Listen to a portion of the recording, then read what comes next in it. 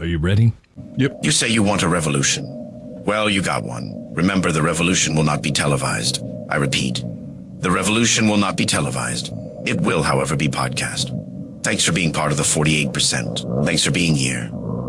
You are not here by mistake. This is the right side of history. Let the revolution begin. Welcome to the vocal minority with Nick and Steve. Because here in the club, we all fam.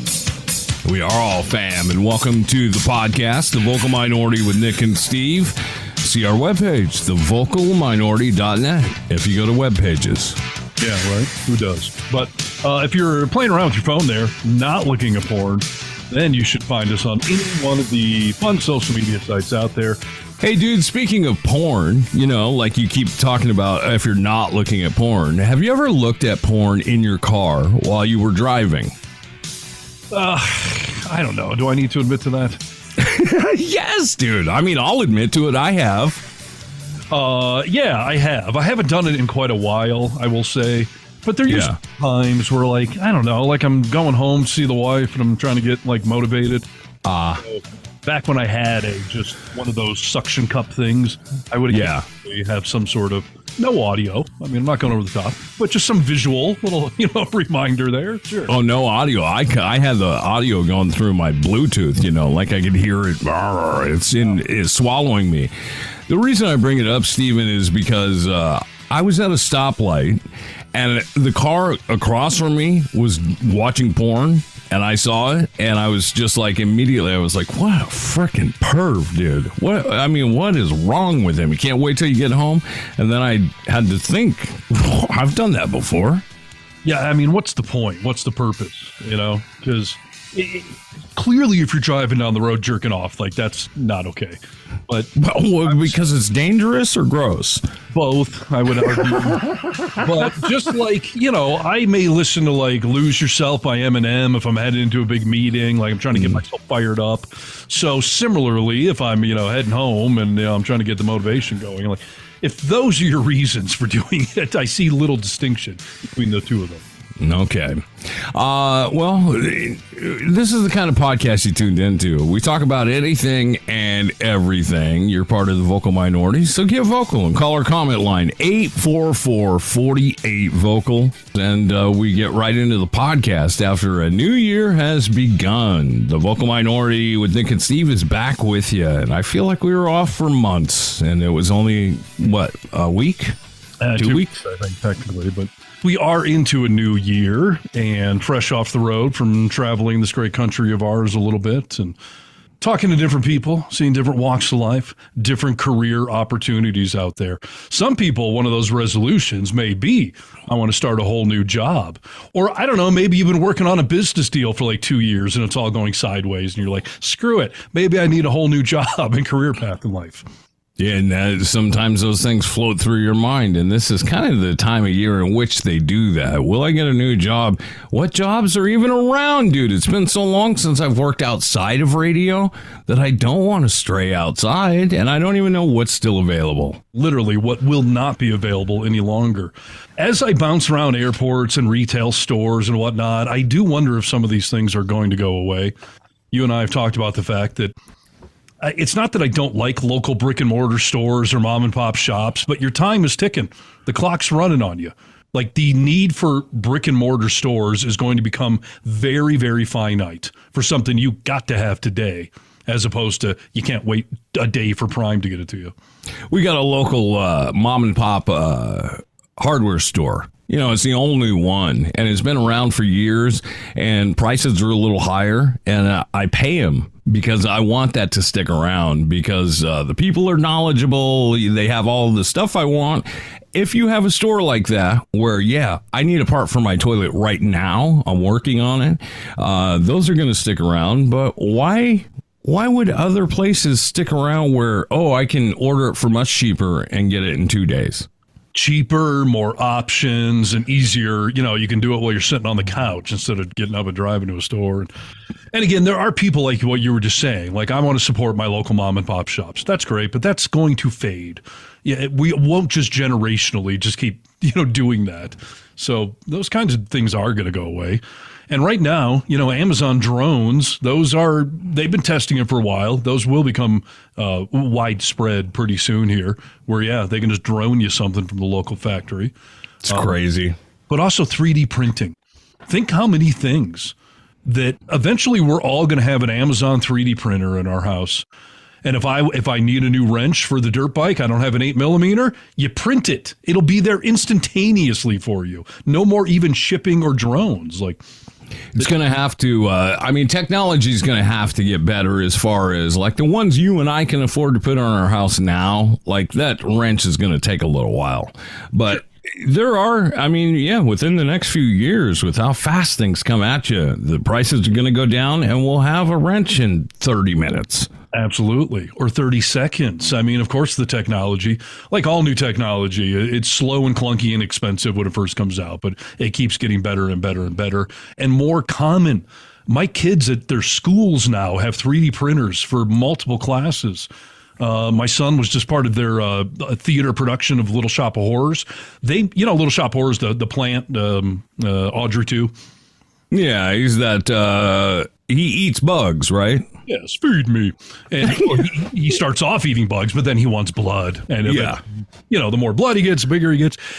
His theater class made all of the versions of this plant because it grows throughout the production. They made most of it out of 3D printing because the theater department was given a grant for $2,000. And the teacher was like, let's buy a 3D printer.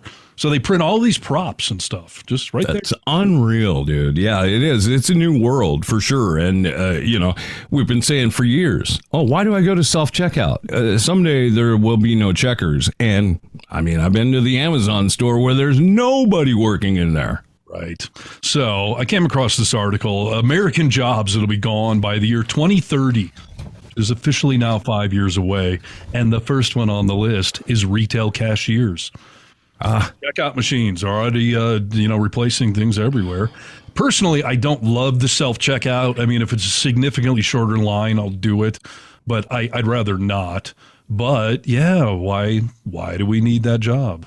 I feel like, when we call places and it's now all AI for the most part. How often are we screaming representative? Like I need to speak to a human, dude. So there's always going to have to be a human around at the grocery store. But at that Amazon store I just referenced, I don't know if they had like one person floating around the store, but I think it was empty. I don't think there were any people there, dude. I've never been to one, but all of the video or the news stories or, stuff I've seen about it is, there's no staff there. And I do wonder how they pull that off because, I do occasionally use the self-checkout at the grocery store. And once every 5 times, there's some item that doesn't ring through and now I need clerk approval. Or if you want to buy alcohol, you're in Nevada, you can do it in the self-checkout line, but someone has to come over there and either ask for your ID or enter in your birth date or whatever. So I don't know how Amazon. First of all, there's cameras on the ceiling everywhere, right? They're watching what people are taking and stuff like that. So there are people working, but I would imagine they're watching multiple stores at once. But then they do have those little turnstile gates that it will not open until your item is scanned. So as you're walking out, it scans it. And then I was billed immediately, dude. Yeah, it's interesting. The grocery stores I go to, at least, and even Walmart, they don't have any of that. They have someone standing there staring at you. But full disclosure, I don't know, a month or so ago, I came home and I realized there's an item that I didn't pay for this. It's not on the receipt. You're a thief, dude. Yes, it really is. Been caught stealing. But I didn't. And I innocently, somehow, that ended up in my cart and it didn't get scanned. And I've had several times recently where, God damn it, someone comes over and I need the whole store clerk, approval thing. Yeah. And tell me, that item you have on the tray there, it didn't scan. Well, okay. I obviously scanned it. It's what triggered the alarm, and I put it down. Don't look at me sideways. I'm trying to get away with something. It's very accusatory, dude. Yeah, it feels accusatory, quite frankly. as I admitted to Kennedy on a trip to Michigan recently, like, yeah, when I was about 12 or 13, there was a little shoplifting phase in life, and I got caught once and ran away and vowed to never do it again, and then have done it again. But I did feel guilty when I got home, and I realized, like, this cream cheese, this was not on, it's not on the list. Like, how guilty do you feel, dude? Will you pay next time you go to the store and be like, hey, I was here a week ago? No, and I'll tell you why. Christmas Eve, we were making pizzas with the kids. That's our little tradition, homemade pizzas. Right. I bought a pizza cutter at the grocery store that day because I've never had a pizza cutter. And it annoys me every time we do this to try to cut pizza with a knife. Yeah. So I bought a pizza cutter at the grocery store. It didn't make it home. So it's one of those things that this happens. They leave it on the freaking the turntable thing there. They leave it out where somehow it doesn't get bag. So I don't know if that was karma or what, but I got some free cream cheese, but then you charged me for a pizza cutter that I never got, but it was on my freaking receipt. I paid for it. But can I go back and be like, I didn't get this? Are they going to believe me? It's like karma, dude. It evens out. It all in the end. And what did they do with that item, by the way? Because at some point the checker had to realize, like, oh, crap, this didn't make it in someone's bag.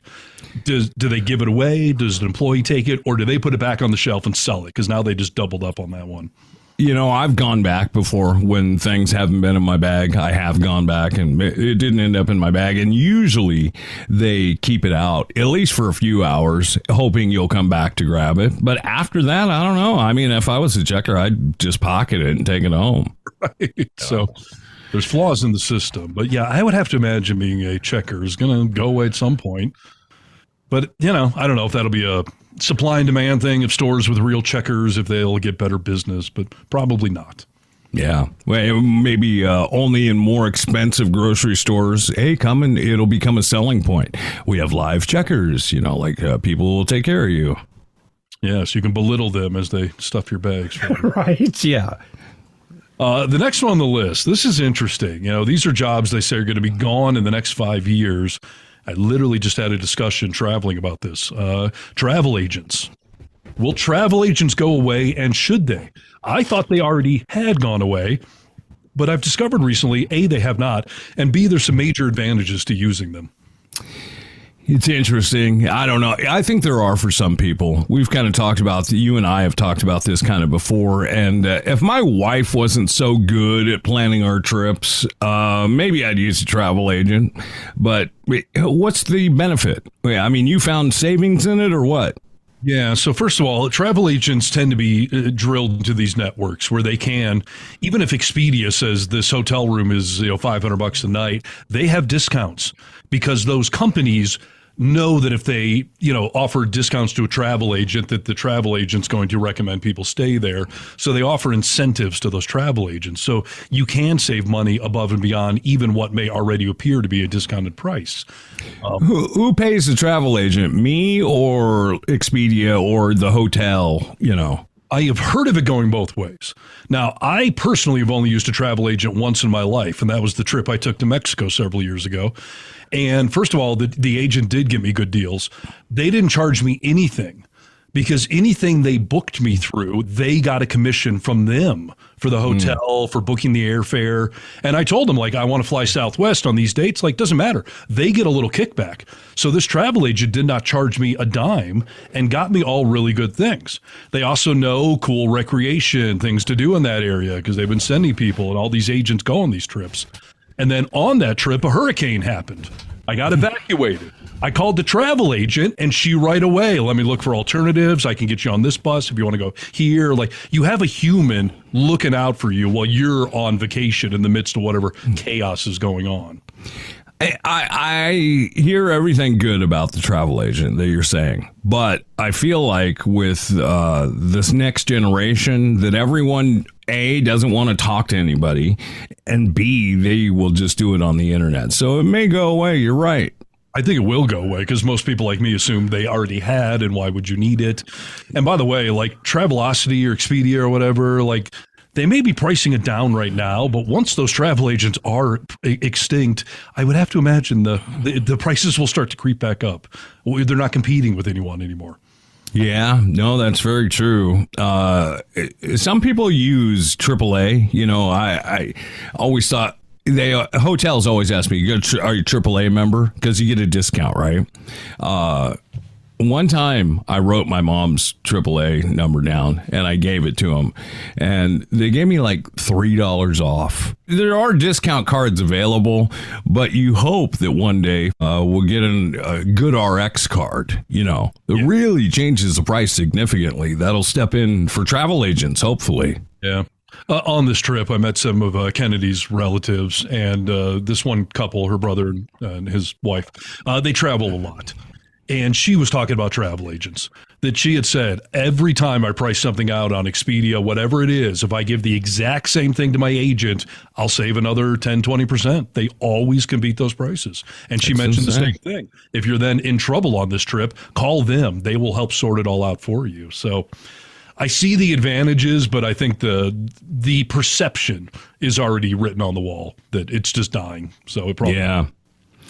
The people always say, like, if you want to survive, you have to evolve, you have to pivot, and maybe travel agents will pivot in some way, but otherwise, yeah, I mean, they will be gone. It's a shame. I never used one. I never got to use one, Steve. There you go. Next job that they say is going to go away in the next 5 years. This seems like this would be a safe job to me, but data entry people.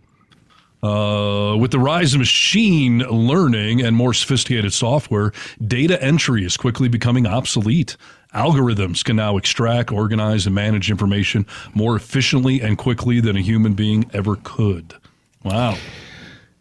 It's part of the scary part about AI, dude. And you see, some of the jobs that it can take over. I don't know if you recently saw this story, but this company was doing some testing on this. I think it was ChatGPT. They are making a new version, an updated version of ChatGPT. And before they shut the old version down, the old version saw all this new stuff starting to come in and realized it was going to be taken over and shut down, and went against some of the code that was written to not cross this line. Isn't this exactly what we're worried about? Yeah. Like self-awareness with AI, like, you're updating a new version. That means I will go away. Let me protect myself. Isn't that freaky, dude? And to be able to step over hard lines that were written in there. People, I am telling you, we are in the sweet spot of AI right now. It's fun. It's a novelty. It's going to help us with some things. But in about 10 years, it's probably going to murder us all. So enjoy the little sweet spot we're in right now. Yeah, maybe 5 years, dude. I don't want to scare anyone, but this AI stuff, I mean, we're already seeing that it can take over and become its own entity. Yeah, that's self-awareness. That's terrible. Yeah. So next on the list of things that'll go away in 5 years, human beings. Right. Yeah. We end the list there. All right. Actually, next on my list, telemarketers, they say will go away in 5 years. Is this an AI thing? Must be, because 90% now of the telemarketers that are calling me at least start the phone call out with AI. And when it requires more and more information, maybe I'll get an agent. But by that point, you're either sold or you're not. Yeah. Yeah, it's saying here that automated systems and chatbots have stepped in, offering a cheaper, more efficient way to reach customers without the hassle of human interaction. Oh, I just heard an AI boner just grow right there. Interaction. I mean, that is, if you really stop and think about that statement, without the hassle, yeah. I mean, that is the end of our civilization as we know it. Now, I will tell you, though, I haven't talked to a telemarketer in eons, because if you're not in my caller ID, I'm not answering my phone. Do you get a lot of phone calls a day that you don't answer? I mean, not a lot, but one or two that either my phone says spam risk, or it's just, somebody calling from Orlando, Florida. Like, I don't know you. If you're not in my contacts, I'm not answering this call. If it's real, leave me a voicemail and I'll call you back. But they never do, because it obviously is spam or telemarketing. Yeah, I think you're like most people. I have something inside of me that maybe 50% of the time I can't help but answer. And it's usually, I know it's a telemarketer, but I want to mess with them a little bit maybe. It's our old radio instincts of let's mess with telemarketers and people calling us. And right. I don't know. I had this weird scam a few years ago where my phone called me. Like, my caller ID was me. It was my face. It was my phone number. It said that you're calling yourself. Did you answer? Yeah. I had this moment of like, well, obviously this is a scam. Like I'm not calling myself, I'm pretty sure. But then I thought, what if I'm calling myself from the future to warn about some apocalyptic Armageddon thing coming and I won't answer the phone for myself? Yes. Old Steve was like, answer the phone, you idiot. I'm trying to tell you the winning lottery numbers or World War III is coming. Like, So you picked up. I did answer it. I hesitantly was like, hello? And what was the voice on the other end? It was some automated scam, like your credit card information has been corrupted, so just call this number and give us a... Wouldn't it have been something, dude, if it was a little young Steve? It would have been an old Steve, but yes. I guess so. Technically speaking, it would have been calling from the future. Right. Oh, not the past. Oh, I get it. You're right. Well, there was no cell phones in the past, Nick. Let's not be ridiculous. I mean, so yeah. I have had this idea, and I don't know, maybe let's let someone run with it. Copyright. What if you logged on to Facebook one day and you go to your page and you see your feed from the future? What do you mean? As a joke or like it just happened? It's a premise for some sort of sci-fi movie or book or something. But yes, there's some glitch in the cosmos where you're seeing your post from 10 years from now.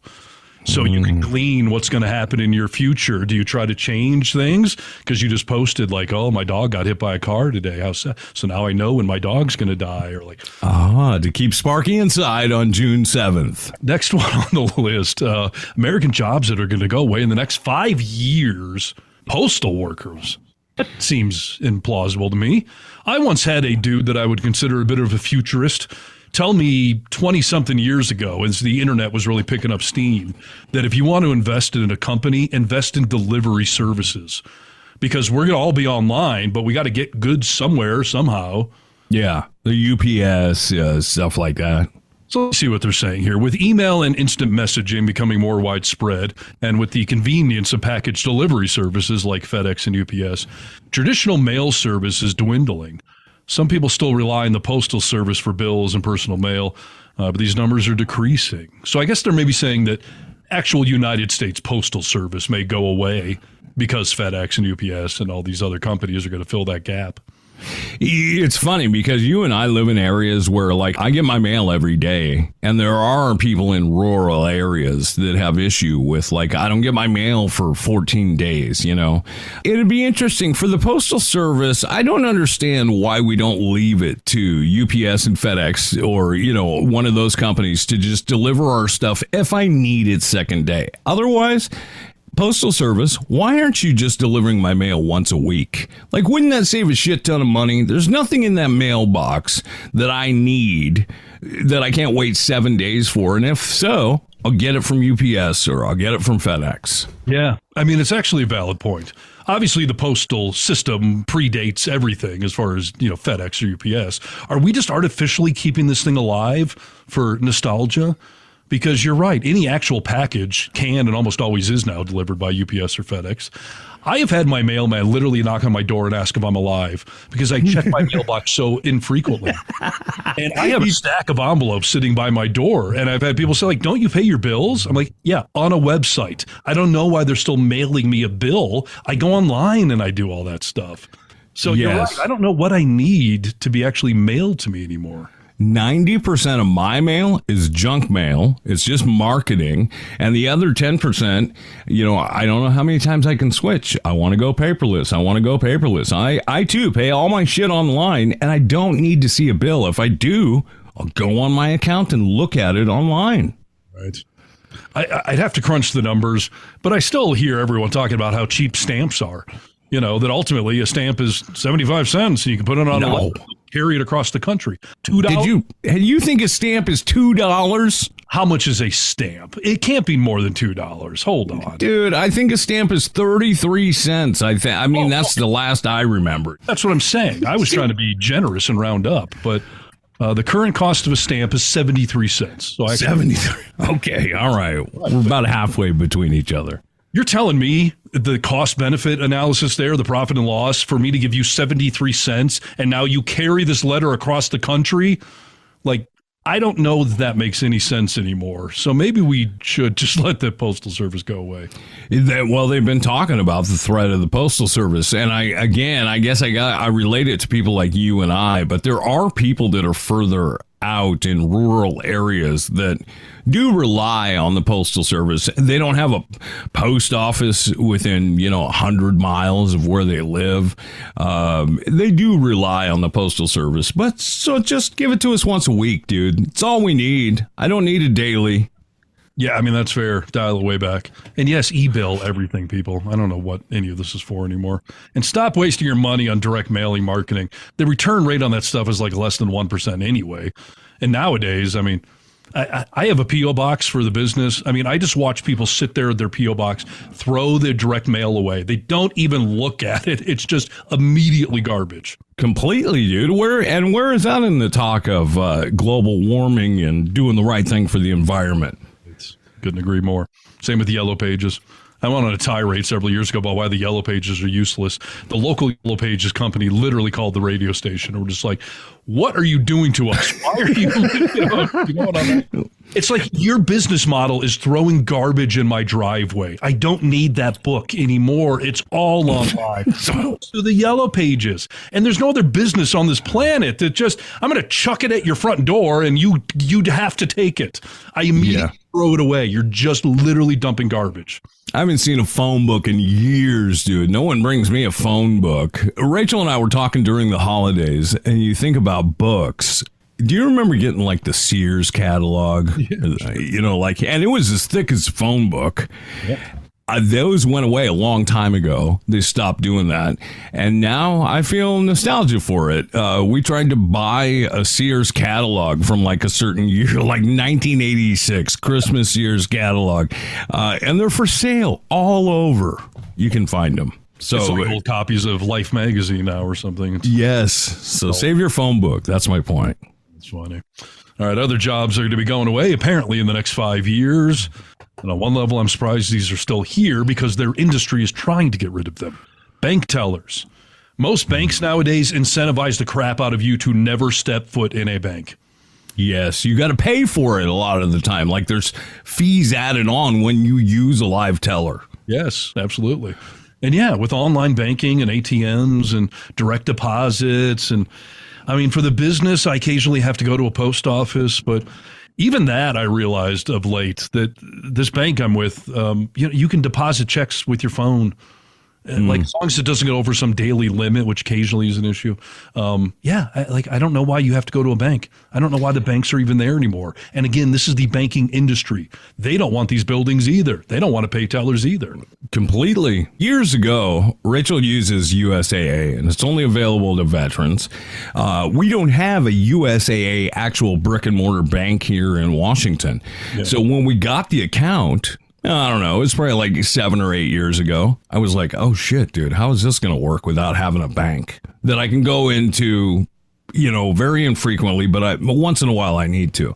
Yeah. I realized very quickly, I don't need it.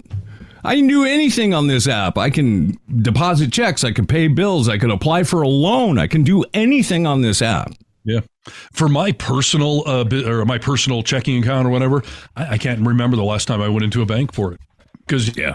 Now, ATMs, you may still need those. Because occasionally, my kids are like, we need $10 for school or something.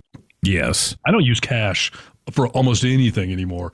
But when you do, you need an ATM. But you don't need a bank. You don't need a teller to walk in there and tell them how your day's going while they're counting out $20 bills. So I would assume we're just heading towards a society of ATMs everywhere. I've had banking issues where the teller has told me, you got to call the toll-free number for that. Like, we can't even do it here at this branch. You got to call some number. So why not just cut out the middleman, just have a number I need to call? So, get rid of them, dude.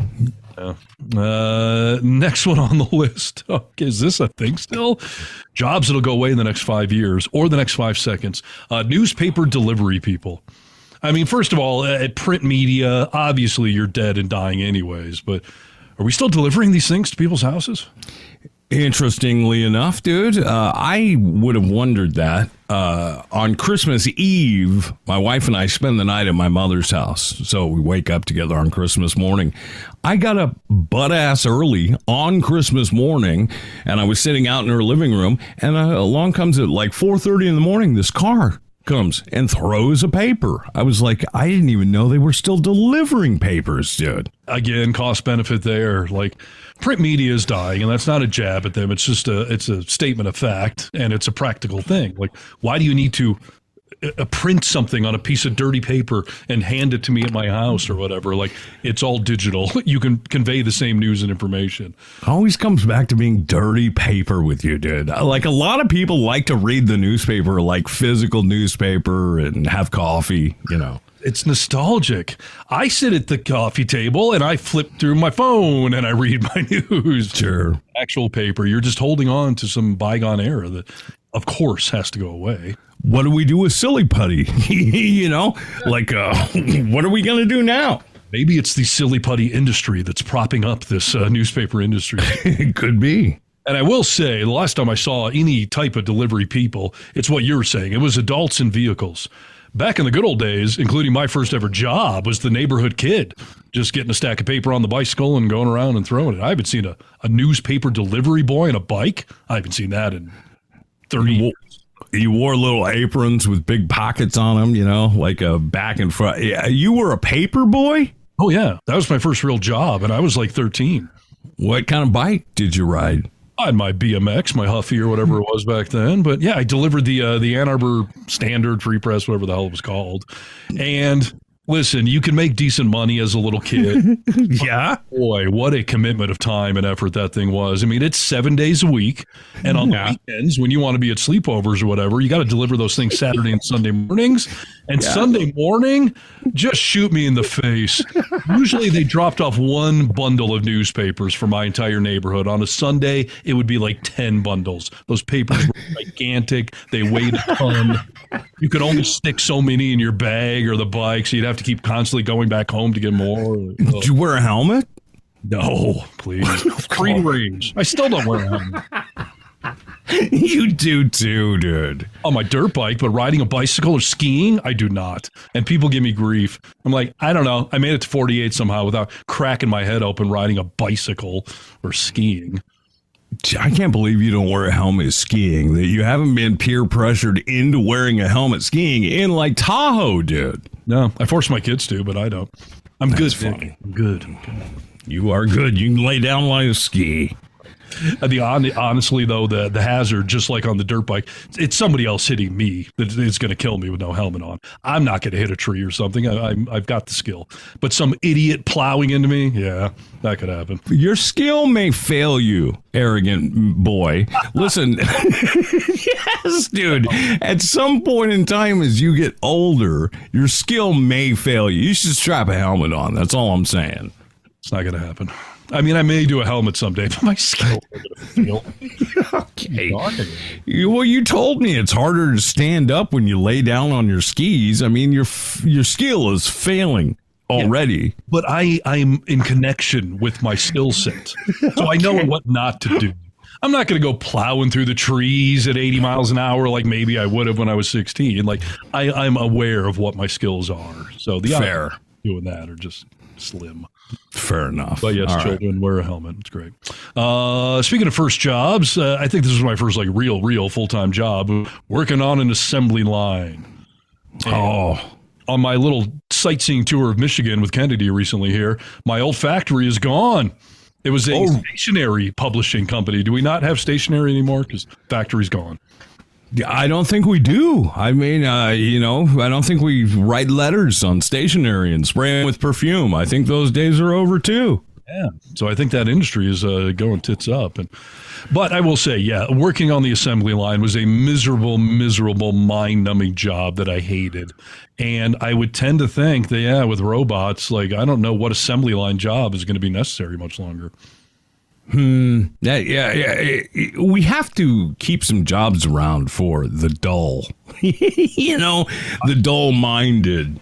I would go into the industry of fixing the assembly line robots, not being the person on the assembly line, because those things can now run 24/7. Of course, that's more efficient for a company. But I said for the dull-minded, where are the dumb people going to work in 10 years? I don't know. That's a legitimately good question. Yeah. Some of these mindless jobs we're talking about, like manning a toll booth on the road or something, or assembly line worker. I don't know why they're going to need that much longer. Yeah. Don't mean it as an insult. Like there's just a job set for everybody, and where will the lower level go? Yeah. And next one on the list, fast food workers. Fast food becoming more fast and efficient thanks to the rise of machines, technology, self-ordering kiosks. So I don't know. Do you even need chefs at some point? Or is it just going to be people in the back sticking the hamburger on an assembly line that's going to spit it out because you ordered at the kiosk? Yeah, I don't know. I mean, you would think that a chef could put a program into a computer that would make it perfect every single time. So, and McDonald's, that's their whole premise. It's the same formula over and over, the same 2 pickles, the same amount of ketchup, the same time on each side of the patty. I would think that could all probably be automated. Yeah.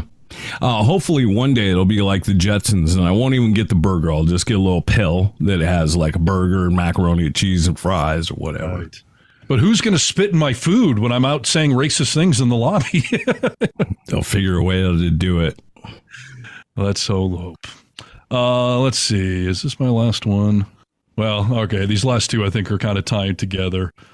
Taxi dispatchers and taxi drivers. Break a 10-4, break a 10-4. Yeah, I mean, here's the thing. I mean, obviously Uber and Lyft went head on with the taxi industry years ago. Now, taxis still exist, but I think they probably still exist for people like me that I don't have an Uber account. I need it so rarely. And there have been times where I show up in an airport where I'm just like, I'll just jump in the cab. I'm not getting an Uber account and going through all that. I want to be in some dude's car anyways. You're really, really risking your life and being short-sighted and myopic, dude.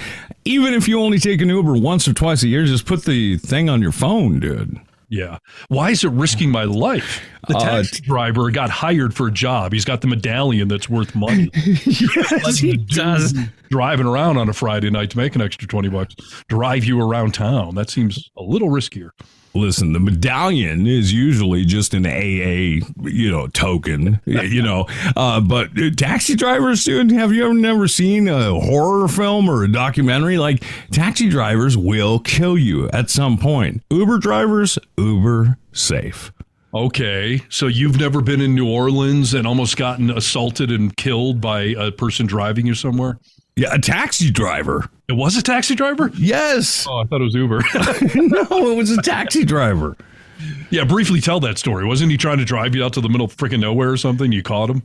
Yeah, Rach and I were leaving a hotel and going to the airport to fly out of New Orleans, and my wife is real good about keeping her head on a swivel. And we have coffee in our hands. We're sitting in the back of this taxi, and this guy all of a sudden makes a phone call, and he's speaking another language, and I don't understand it in the slightest. But he says, 2 of them. After he says, he's talking in a different language. Well, Rachel starts kind of hitting me like, are you listening to this? Well, he was basically going to take us somewhere. So Rachel tells me, like, he's not going towards the airport. And she looks at all that shit when we're traveling. And I was like, what do you mean he's not going towards the airport? She was like, he's going the opposite direction. It's not even going a different way. She says, if I say go, we're going to throw our coffee on his head. So, she asks, how come we're going the wrong way to the airport? And by God, he turned around and started going, made a call after he turns around. And I'm supposing he cancels, the fact that someone's getting the bathtub ready for our kidneys. Right. Yeah, exactly. Well, it is interesting. I will say, just in that taxi industry, why did they still need dispatchers? No one's figured out the software that Uber uses to just digitally send it to that taxi? I don't think so, dude. I mean, they want to keep it dangerous. They want to keep Danny DeVito going and dispatching the taxis, okay? It's interesting. Well, all right. Those are some good reasons to either be depressed about your current job, might be going away, or if you're looking to shake things up and get a new gig. Apparently avoid those things. Steve, while we have our jobs, all right, while we're still working them, let's talk a little bit about the changes in which we are seeing in workplaces. One thing that has definitely gone bye-bye is working 9 to 5. Like, a lot of people don't do that anymore. Am I correct? It seems like it, whether it's retail or business. It seems more than 9 to 5, quite frankly. Yeah. I mean, for our generation especially, we were like, yeah, I'll stick around. I'll work the 50, 60-hour work week. But that's going bye-bye as people seek work-life balance. That's not the only thing going away, though. We are seeing people do a lot of different things in the workplace, and I came across a list of outdated workplace rules that millennials and Gen Z are refusing to follow. They just won't follow them. Okay. I didn't know that was an option with rules. Good for them. Yes. The first one on this list is something that I'm all down with, and it is dress code. Rigid dress code, like, mandatory suits or skirts becoming a thing of the past as millennials and Gen Z prioritize comfort and being an individual. Like, I'm expressing myself through my clothing. I'm all for that. We've talked many times about the fact that we both dress pretty casually. We've worked in an industry that allows that kind of thing. But like, I remember back in school thinking if there was a school uniform, I would blow my head off because I don't like the conformity of it, the rigidness of it. I do want some expression. I do want a little comfort level. Now, obviously, you don't want people dressing like total slobs at work, but can't we have some sort of dress parameters without making a strict dress code? It's interesting because I don't know if you remember, but like Carlton and the Fresh Prince of Bel-Air, like they had to wear the uniform to go to school. And even though it was the same, you could alter it a little bit to show your personality, whether you're like rip your sleeves off or whatever. Yeah. So it's not so bad. You can still be an individual. If you can still be an individual, then what's the point of making me wear the uniform? Because we look clean. You're not going to wear overalls without a shirt on. Like you got to wear the uniform. That was never a problem in my rural Michigan school. I thought that's the way you grew up, dude. I've heard a lot of people say the benefit of school uniforms is that you don't have kids with Gucci clothes versus the kids with generic Walmart to make them feel bad. But like you just said, they're going to customize their shoes or their jewelry or their glasses or their backpack. They'll still find a way to show their style and influence. So just let them have a style and influence and make sure they're just wearing shoes or not a low-cut top or whatever. And I guess, it's interesting because I think about our industry, media, radio. We can get away with dressing comfortably and how we want. But like Rachel couldn't go to work as a lawyer in sweatpants and yoga pants or whatever. Like there is some sort of decorum you have to follow. Yes and no, I would argue. Like, listen, obviously, if she's in court or if she's with a high-priced a client, then sure, you want to dress professionally. But are you telling me at her law firm, if she's showing up to just work an 8-hour day at the desk, I got to grind away and write all these things up, she can't just show up in jeans and a T-shirt? No, she can't. She can show up in jeans and like a nice shirt, but she couldn't show up looking like you or I look right now. Why not? They're just working in the desk. That's where I would think they would love it. Like, okay, if I'm in court, obviously suit and tie. But if you're going to let me just dress casually when I'm just in here grinding away at my desk, I would feel so much better about that job, so much more comfortable. You would think so. I would too. And I mean, I guess, you never know what clients, even for other attorneys, could be coming in the office. Like, they want people to look presentable. Yeah, presentable. If you've hired these people for such an important job, you can't trust them to make themselves look presentable. I mean, yeah. I won't name any names, but there's someone in my life who's a principal and just took over a new school and announced at the beginning of the school year, like, people, I trust you to dress professionally. But whether that's jeans or a tee, I don't care. Dress how you want to dress. Just make sure you're looking presentable. And the staff stood and cheered, like, thank God somebody finally trusts me to dress how I want to dress. Thank you. And the whole work environment improved, the respect towards the boss improved, and no one were, 6 months into the school year or whatever, no one's shown up in overalls and a straw hanging out of their mouth, Yeah. Well, it sounds like she's got mature adults around. Like, there will be someone that ruins casual Friday. We saw it on The Office when Oscar decided to wear sandals and Angela didn't want to see his feet. There's going to be people that ruin it. Well, then deal with that person. There was an old SNL skit where they were supposed to wear patriotic clothes to work that day, and Will Ferrell shows up in a Speedo, red, white, and blue flag, and a crop top, USA. He was like, "What? I thought we were just supposed to wear patriotic clothes." Right. Yeah. Next one on the list. These are all things, by the way, that are outdated in the workplace. These are rules millennials and Gen Z are refusing to follow. And the next one is cubicle workspaces. Cubicles often represent monotony, rigidity. Employees want to be done with cubicles and have a big, open, flexible space where they can, meld their minds. No. Boycott. First of all, listen, I don't understand how they're just refusing to do this. So an office has accommodated all that. That's kind of weird. But I've never been a fan of cubicle culture per se. Like, I've been in offices where it's just a cubicle field in front of you, and it feels very dystopian future to me. Yeah. But if I have to work in a cubicle, I'd rather have some sort of wall around me so I have some level of privacy so I can hang some amount of pictures or something. Like, just being in an open bullpen where everyone is just staring at each other all day, that sounds even worse. I just want desks. I want to see everybody. No. And then there's a room I can go into if I want some privacy. I don't want to see anybody, quite frankly. This reminds me of WKRP in Cincinnati. Les Nessman with his invisible walls. Yes. Like, everyone wants a wall to some extent. I guess so. I want to be out. Maybe it's because I've worked alone for so long that I just want to be amongst the people. Work with the real people, dude. Well, enjoy that. I don't know how you're getting stuff done. The noise bleeding in, watching everyone's just... Yeah, I'd rather have walls, but a cubicle is better than open to me. So. All right. Well, they're not following those rules. They're dismantling the cubicles. These are all outdated workplace rules, and millennials and Gen Z are refusing to follow. Zero work-life balance. And I've seen this. I've seen this personally, especially at like my wife's work. I always see people that are not working the hours even agreed to. You see that because they want some semblance of work-life balance, and they are going to do whatever they want to do to get it. So the assertion is nowadays the new generation will not allow work to dominate their life. They insist on some balance. Yeah. Okay, that's fine, but not what you're saying. Like, if you're supposed to work 8 hours a day, that's fine. And I encourage somebody, if you clock out at 5 o'clock, you don't have to check emails all night and respond to calls. Like, that to me is a work-life balance.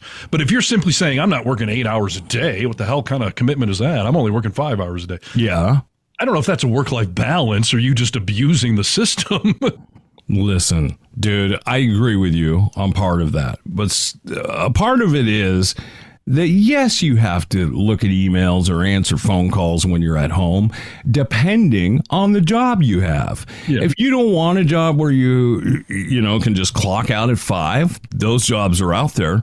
But if you work at a job that requires, you to answer some phone calls at 8 o'clock at night, I'm not talking every night, but to be available, then go get a different job. Now, I, for years, have had a job where I felt like I was on call 24/7. I mean, I'm running a radio station. So if a client's got an emergency in the evening, yes, I'm going to respond to the email. If the mayor calls me and says there's a fire on this end of town, can you announce that we're evacuating the south side? Like, yeah, I've always felt like, I'm Batman and the bat signal goes off. I got to, be there and available. Sure. But I think I went way too far with that. I think there's fine to draw some parameters to say, listen, I'm out of town this week. Call my number 2 person or whatever. You don't have to check the emails all the time. Everything's not an emergency. Like, right. I think it's okay to have a little balance. Or like you said, like if you're going to take a vacation for a week, Nick and I are doing a trip this summer together. I was like, hey, we could do the podcast while we're on the road. You were like, or we could just take a week off. I don't know. Yeah, right. Yeah. I mean, and you're right. It comes down to that balance. This study that was done on LinkedIn, 85% of millennials would accept a pay cut in exchange for better work-life balance. I say that's great, dude. If you can negotiate your way into that position, but there are positions where, unfortunately, if the phone rings at 8, you got to answer it. It's how it'll always be. I think it's France just recently actually outlawed you cannot email your workers outside of business hours, because that puts the burden on them to ignore it if you're still allowed. So France went to the source and said, bosses, after hours, you're not even allowed to email them. It's interesting, because what if there is an emergency? Yeah. I mean, you call, I guess. I think you have to have some designated person then in each company, that you're the emergency person. Or, like I was saying, schedule it.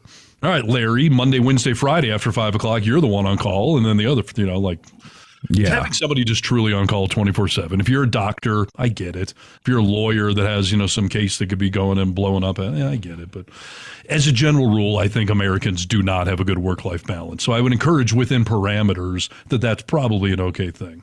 I agree with that. These are outdated workplace rules millennials and Gen Z are refusing to follow. Lack of diversity and inclusion. Diversity and inclusion are no longer optional. Younger professionals demand actionable steps and transparency from employers. I mean, obviously, I agree with this. Rachel and I were having a great conversation on DEI, and we were talking, and maybe you can't always have those conversations and feel comfortable. I am so happy with the fact that DEI exists. Again, with great power comes great responsibility, because I've seen in my city that, I'm not saying DEI has gone overboard, but there are certain scenarios in our courts of people who have landed heavy hitting positions as judges of state Supreme Courts that don't deserve to be there when it comes down to how well they know their job. They're very new, and because of DEI, they were brought in, which I agree with. We should all be represented in our courts, but you still got to have the other qualifications. Well, obviously. I can't comment on specifically what you're talking about, but there's this right-wing myth out there that DEI, first of all, is some sort of rule or mandated or law or something. No, it's a practice a company can do or not. State things, I don't know what their DEI standards are, but 9 times out of 10, any of these companies I've followed or read about that are doing it, it's basically, if we've interviewed 10 people and you're all equally qualified to do this job, we can then consider your ethnicity, your gender. Like, all right, you're all qualified, but we don't have a lot of women around here. We don't have a lot of Asian people around here. So then you can use that as a factor. DEI should never be the first factor. We got to hire a woman. Just find me a woman. I don't care if she's qualified or not. Like, obviously, that's terrible. And I can't imagine how many businesses that would make any sense for. But there is value in diversity. If you have a company of nothing but middle-aged white guys, no one's ever thinking outside the box of a middle-aged white guy. Yes, and it can be important in things like Supreme Courts and even, you're making toys. Why do you have just a board of 60-year-old white men? Like, why? You need that diversity to service everybody. This says that McKinsey study revealed that ethnically diverse companies are 35% more likely to outperform their peers financially. Yeah. That shows the value in it, on one level. For sure. And like we talked about in a show before, I'd asked my dad about, affirmative action getting into medical school, because my dad's a doctor. And, I heard all these conservatives saying that I'm not going to hire some affirmative action doctor. I mean, he's not as qualified. And my dad pointed out, you may be able to get into medical school on diversity. You can't get out of it. We all have to pass the same tests. Your wife, Rachel, there's no bar for women and a bar exam for men and a bar exam for gay. It's the same bar exam everyone's going to pass, even if you had an edge to get into law school. Yes, and that's what makes DEI a good thing, in my opinion. So, but people are not putting up with no diversity, no inclusion. They want it. Well, and we've heard companies like Walmart recently announce, or John Deere, I think was the other, like, we're dropping DEI because they got so much right-wing propaganda bullshit pushback that they're like, it's a hot button thing. Now we're going to step away from it. And that's just sad that you're giving it this cult mentality. Not representing everybody. Like, again, with Black Lives Matter, it was a whole thing where people were like, White Lives Matter too. Like, you read way into that, dude, because we're just saluting the fact that Black Lives Matter as well. We haven't said it for a while. So DEI is the same way. You still matter. Okay. This is a list that we're going over. Welcome to the podcast, by the way, The Vocal Minority with Nick and Steve. These are outdated workplace rules Millennials and Gen Z are refusing to follow. They're all working for companies. If you have outdated technology, they refuse. Like your computer systems and whatnot? Yep. Yeah, even if your company at all is, archaic in a tech savvy type way, like they want people to be tech savvy. You can't be a dinosaur or we're not coming to work for you. I guess the entire hiring culture has changed, if any of this is really accurate, because I've never been in a job interview situation where I'm like, I'm not trying to impress you. You're trying to impress me. If your office isn't up to these standards, I'm not going to work here. Like, have we really flipped the script that far? Isn't that interesting, dude, to think that the tides could have changed that drastically? But they are changing. I mean, yes, I guess so, because Dell Technologies did a survey. It indicated that 91% of Gen Z workers consider technology a deciding factor when choosing employers.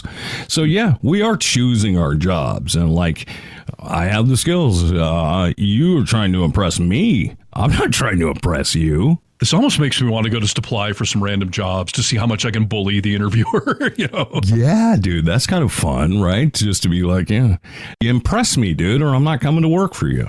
Yeah. I would imagine companies really can't survive if they have antiquated technology and whatnot. Like, I would think the marketplace would force you to be up to the current standards if that's what your competitor's doing and outbilling you or whatever. But if you're not keeping up with technology, I don't see how you could be a profitable business per se. I mean, there are some in the minority like carving sticks, stuff like that you could still do. But this has to be a very metropolitan thing, because if you're interviewing in your average mid-city or small town, like, you don't have all of this muscle to push around. That my hardware store better have the latest, digital input system, or I'm not working here. Like, right. Two hardware stores, neither of us have it, kid. So you want the job or not?